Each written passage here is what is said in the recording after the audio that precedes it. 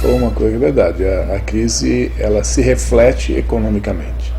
A crise que nós passamos é uma crise de confiabilidade, ou falta dela. A sociedade não tem, no governo atual, confiança de que os rumos adotados por esse governo estão no caminho certo. Isso que nós estamos passando hoje não foram equívocos de 6 meses atrás. Foram uma série de equívocos adotados por esse governo que nos trouxeram à situação que nós encontramos.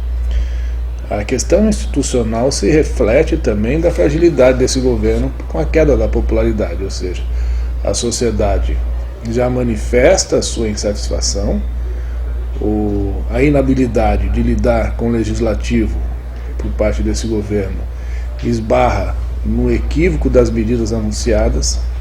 Quais equívocos? O governo gastou muito e gastou mal, por isso é o desequilíbrio das contas do governo, e ao invés de ele adotar medidas de correção desses gastos, com redução do custo da máquina pública, redução do número dos ministérios, redução do número de cargos comissionados, ele vai no caminho de transferir para a sociedade o ônus de equilibrar essas contas com o aumento da arrecadação. O repasse do aumento do combustível e da energia elétrica, que encarece toda a atividade produtora e encarece a vida da sociedade, do cidadão. O aumento da taxa de juros, que resulta numa dificuldade de acesso ao crédito, que traz retração ao comércio de todos os segmentos, que nos trouxe a situação que nós estamos. O nível de desemprego assolando o país, e aqui na nossa região não é diferente.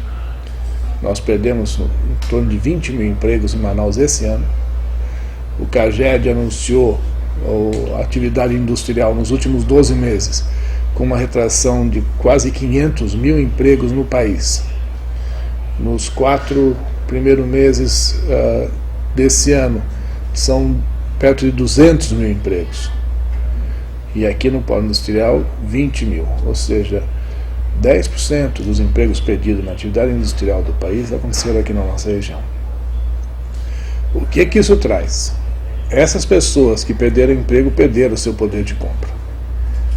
Então já tem um impacto no consumo. As pessoas que continuam empregadas, elas não têm segurança de que esse emprego vai ser preservado.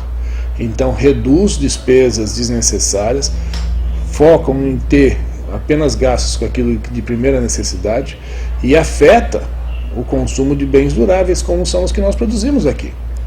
Então, o segmento eletroeletrônico, o segmento de duas rodas, que são os maiores do polo industrial, já vinham sofrendo e esse ano estão sofrendo muito com a retração no consumo desses produtos. E o que isso faz? Menor consumo, menor demanda por novos produtos. Menor demanda por novos produtos, menor atividade industrial, risco de mais desemprego. Preservar os empregos na esperança de que medidas acertadas por esse governo, que resgatem a confiança do consumidor, que resgatem o equilíbrio das contas públicas, demonstrando aos investidores que o país é um país saudável e não perdeu o nível de investimento que tinha, aí a economia estabilizada, nós pensarmos em voltar a crescer. Quando isso vai acontecer, que foi a sua pergunta, muito difícil, porque você não vê medidas desse governo nesse sentido ainda. 2015 não recupera, 2015 é um ano perdido para a economia brasileira. O próprio governo já diz de revisar o PIB, que já foi anunciado negativo, com uma queda ainda maior, já assume 1,7% de retração no PIB. As contas públicas, ou seja, o déficit, não foi zerado. O superávit primário, que deveria estar criando em torno de 50 bilhões, que era a expectativa para esse ano de superávit, está em zero nos primeiros 6 meses, ou seja, as medidas adotadas não foram suficientes para compensar o excesso de gastos do governo. E isso tudo é sinalização de que o momento de retomada está mais distante. Então, quando é que isso vai acontecer? A hora que o governo conseguir transmitir para a sociedade, para os investidores, segurança. E até o momento não aconteceu. Até onde acompanhei, essa negociação ela garante o diferencial tributário para o modelo Zona Franca para o estado do Amazonas. Fala-se em se unificar o ICMS em 4% no país, 7% para os bens de informática, e no estado do Amazonas ficaríamos com 10%. Em se preservando isso, eu acredito sim que existe condições do Estado manter o índice de competitividade. Existe sim a queda da arrecadação. O secretário diz que essa queda seria maior do que o repasse que o governo está se comprometendo. Mas eu lembro que esse repasse também está calcado no tamanho do cofre público. O repasse está calcado no tamanho da arrecadação que esse governo espera ter com essa reformulação tributária. E essa arrecadação está para cobrir os gastos que o governo tem hoje. Passa pelo mesmo viés. A hora que esse governo se conscientizar que ele tem que reduzir o custo da máquina, ele vai conseguir reduzir essas despesas e vai sobrar mais dinheiro para ajudar os estados. Isso tem que ser parte de um compromisso federativo. Eu não vejo hoje, infelizmente, esse governo com esse entendimento e com essa vontade. Eu vejo hoje um Congresso, somente os nossos parlamentares, muito mais envolvidos e alinhados em torno daquilo que é a nossa maior preocupação, que é a nossa região, o nosso estado. E deve ser assim. Eu acho que a nossa representação política tem que ter os interesses regionais acima das questões partidárias e interesses pessoais, para que a gente possa sair dessa situação, ou para que nós possamos desenhar um acordo que não seja tão danoso para o estado do Amazonas. Se as medidas respeitarem as vantagens que o estado do Amazonas tem, constitucionalmente falando, perante as demais regiões, não vejo com muita preocupação com relação à competitividade, às vantagens comparativas que o nosso estado tem hoje com o restante do país. A reforma tributária ela é uma necessidade, a sociedade clama por isso. E nós dependemos muito da habilidade política do Executivo junto ao Congresso para que isso aconteça. Sinceramente falando, eu tenho muito receio de que o governo venha perder ainda mais por conta desse distanciamento cada vez maior entre o Congresso e o Poder Executivo. O que eu estou querendo dizer? Que as medidas colocadas em votação estejam distantes do que o governo federal espera. E isso venha prejudicar ainda mais a atividade do governo federal. Eu não acho que nós devemos tratar o país focados em interesses partidários, conforme a gente tem visto por aí. Eu acho que as pessoas foram eleitas e devem ter o interesse do país como prioridade de seus mandatos, e não fazer disso uma guerra entre partidos pelo poder. A Zona Franca de Manaus, ela é constantemente, duramente criticada por alguns estados do país. E se diz por conta da renúncia fiscal que se oferece à Zona Franca e tudo mais. E existe mesmo uma renúncia fiscal aqui. Só que essa renúncia fiscal é 17% do total da renúncia fiscal do país. 43% dessa renúncia está na região sudeste. E agora a gente vê outros estados, outras regiões do país pleiteando ter também os benefícios tributários similares ao da Zona Franca, como são os propostos pela ZPE, e outros pleiteando uma Zona Franca, como é o estado do Amapá, como Rondônia, o Maranhão. E aí eu falo assim, poxa, mas a Zona Franca de Manaus não é tão ruim para o país? Onde está o discurso e a prática? Onde está o interesse verdadeiramente focado no sentimento de brasilidade, e onde está o interesse de desmerecer um Estado que contribui com a federação, como é o Estado do Amazonas. Dos 27 entes federativos, os 26 estados mais o Distrito Federal, somente 8 devolvem para a federação, em repasse de tributos, na arrecadação dos tributos federais, valores acima do repasse compulsório que recebem todo ano. E o Amazonas é um deles. O Amazonas repassa 4 vezes o valor recebido do governo. Ele recebe em torno de 2 bilhões de repasse compulsório e devolve para o governo em arrecadação de tributos 9. E tratar o Estado do Amazonas com esse descaso, eu vejo com um lado positivo o pleito desses outros entes federativos de quererem ter uma Zona Franca, que mostra que é um modelo de sucesso, sim, o que aconteceu aqui em Manaus. Vai acontecer igual nas outras regiões? Não sei. Hoje os ministérios cerceiam os direitos de investimentos aqui através dos PPBs, porque dizem que não podem levar prejuízo a outras regiões do país, ou seja, a Zona Franca não pode ter PPB aprovado para fazer determinado produto que esteja sendo produzido em outra região do país. Como é que isso vai acontecer no caso de uma nova Zona Franca? Qual é o tipo de produto que vai ser produzido lá? Essa nova região vai poder competir conosco? Essa nova região vai poder competir com o restante do país e nós não? Ou essa nova Zona Franca vai ser somente para atração de novos investimentos, também cerceando o nosso direito de atraí-los? Porque nós temos uma questão de infraestrutura logística que encarece muito o produto saindo daqui, se nós tivermos uma Zona Franca com conexão por terra, como é o caso do Maranhão. O BNDES é uma agência que foi fundada, é o Banco Nacional de Desenvolvimento Econômico e Social, para reduzir as desigualdades regionais do país. 63% dos recursos do BNDES são aportados no sul e sudeste do país. O Estado do Amazonas não recebe 3%. O Estado do Amazonas só precisa e deve encontrar ferramentas para exigir que os seus direitos sejam respeitados. Direitos constitucionais sejam respeitados.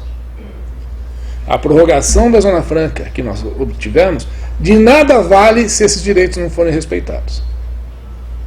Agora, em paralelo a isso, em tendo respeito a esses direitos, nós vamos conseguir preservar aquilo que nós fazemos no polo industrial hoje, que sustenta esse Estado, sócio e economicamente.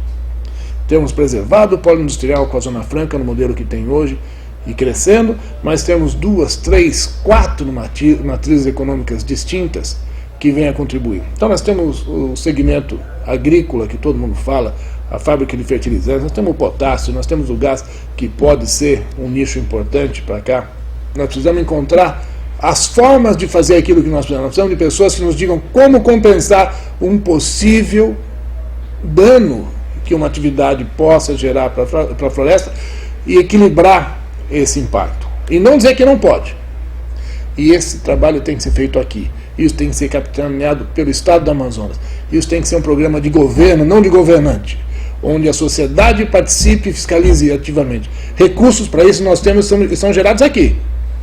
A própria taxa que é recolhida para a SUFRAMA, se ficasse aqui, poderia ser usado para isso. Em 10 anos foram mais de 53 bilhões de reais recolhidos pela taxa de serviço administrativo da SUFRAMA. E foi 17 bilhões aplicado na região norte. Nós temos o PID, que se gera aqui, quase 1 bilhão por ano, que também deveria ficar aqui. Nós temos as taxas estaduais, a UEA, a FTI, a FMPS, que são mais 1,6 bilhão ano que nós geramos aqui. Recurso tem. Basta vontade política e compromisso com a nossa região para fazer.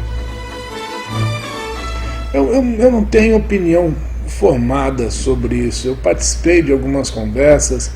A questão de transformar numa agência... O senhor debateu agora com o pessoal? Conversei com o Gustavo, conversei com o presidente do Sindiframa.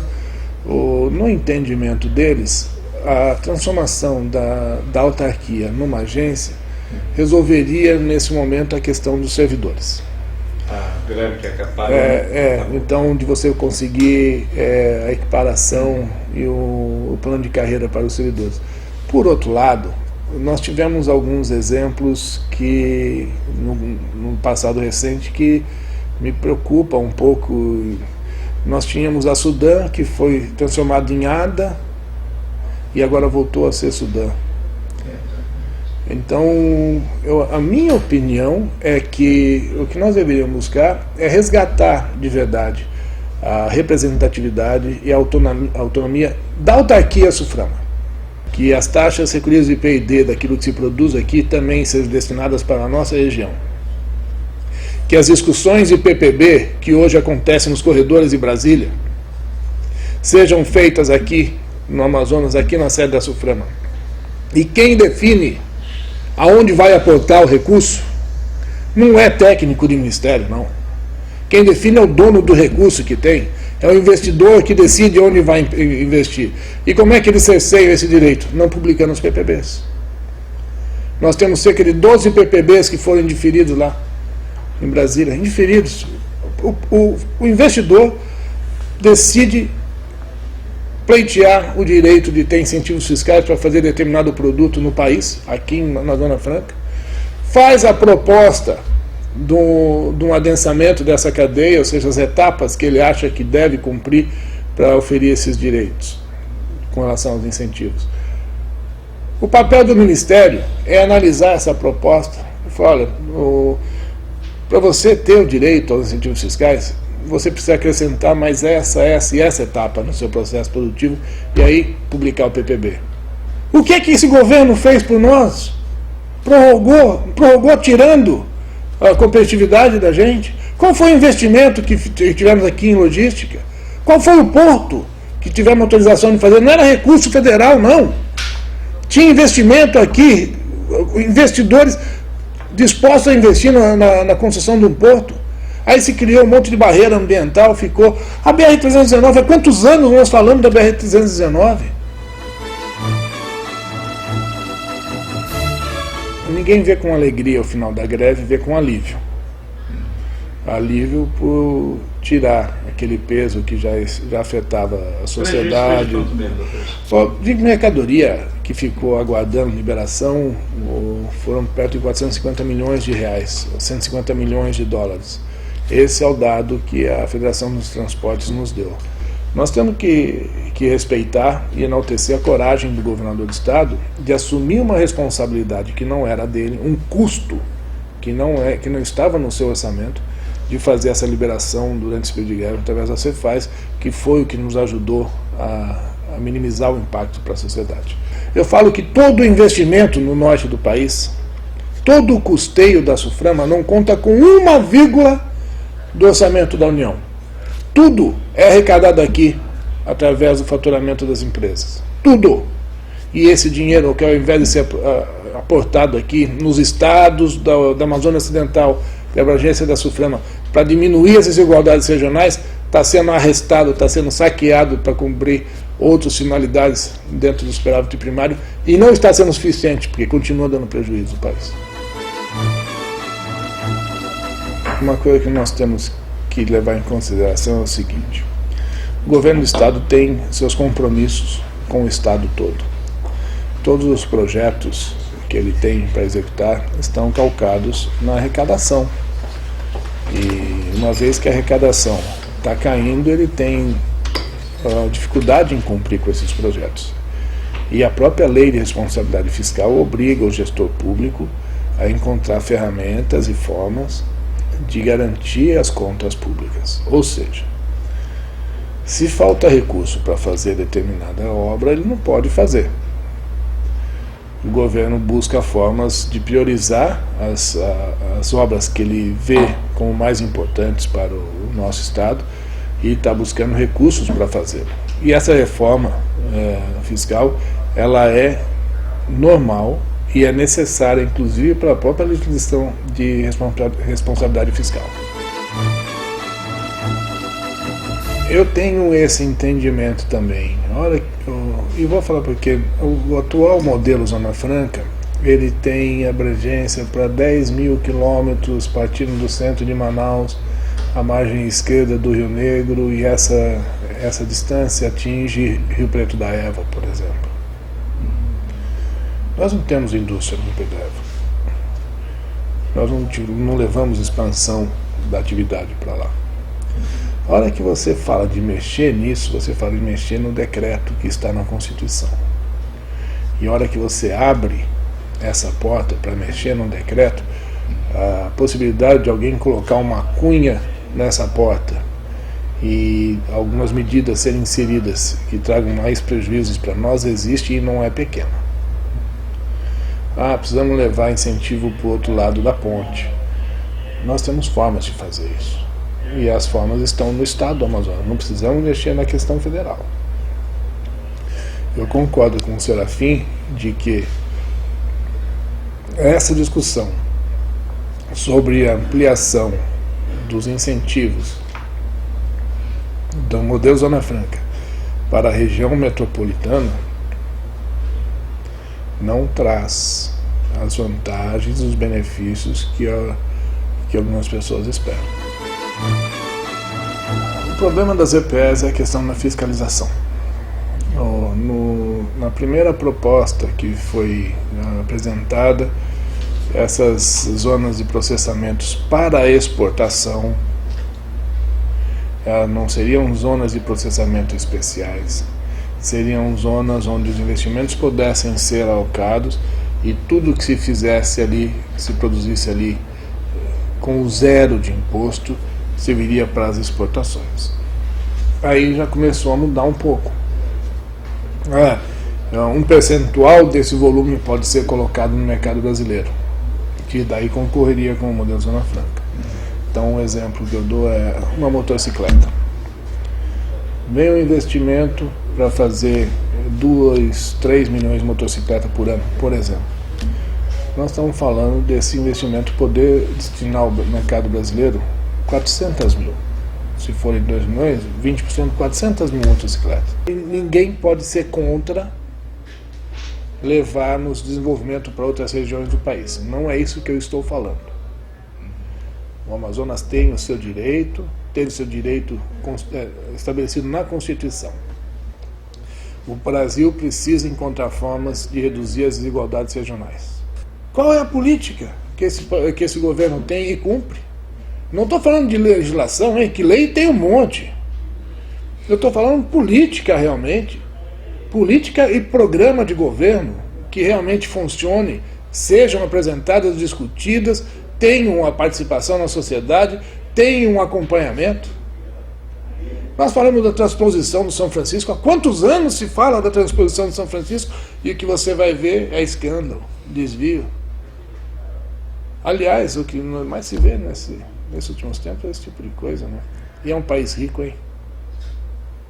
É um país rico que se roubou, pelo menos é o que está se noticiando, o que se desviou de verba da sociedade, porque esse dinheiro não é público, esse dinheiro é do público, que está para esse governo servir esse público. E se apropriaram como se próprio, se particular fosse, politicamente falando.